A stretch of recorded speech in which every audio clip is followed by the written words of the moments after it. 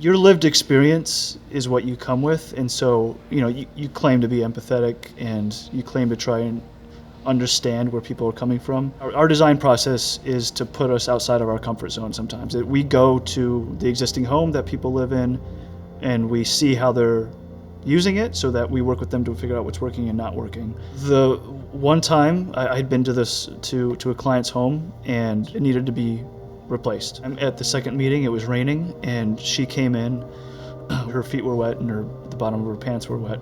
I said, "Oh no, did you step in a puddle?" And she said, "No, when it rains, my kitchen has water in it. I just had to walk through water to get out of my house."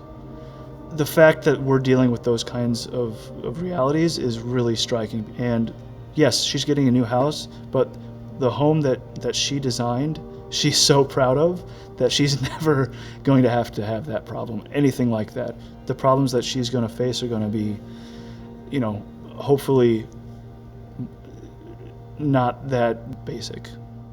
I would say one of the biggest challenges that communities in the Rio Grande Valley have faced over the last half century, if not more, is just a overall systemic, not only racism, but also just being economically depressed within the structure of the economy in the Rio Grande Valley that really, in some cases, works against low-income families that live here. I want to just play again exactly what you said in that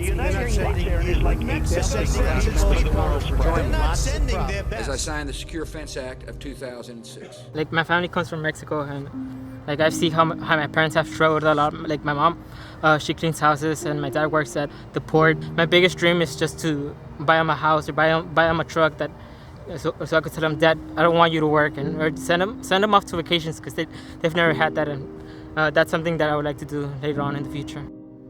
Affordable housing shouldn't be a project. It shouldn't even be a development. It should be a neighborhood.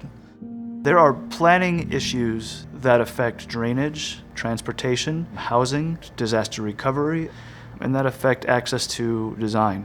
There's one funnel that we work on this, and it's a project called LUCHA, Land Use Colonia Housing Action, and in Spanish it means to struggle.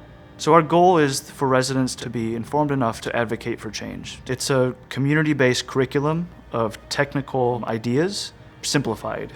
It's like a workbook for adults to learn about housing, drainage, or even how the government works. The important thing when you're designing anywhere, it's listening. It's making sure you're not making all the decisions. It's trying to not make the decisions, to be honest. It's using your skills to help make decisions, right? In one word, how would you describe the Rio Grande Valley? Hopeful.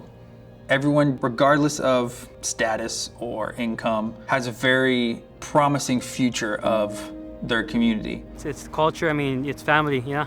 You don't have to know each other. We're just family. If you want to look in a vacuum, the more people that are helping to create a place, the better it's going to serve the people who live in that place. It's important to think about it in that basic term for a successful way of thinking about design, but in the real world, not doing that is kind of ignoring some really important problems and some really important issues that society is facing, and design has a role to play.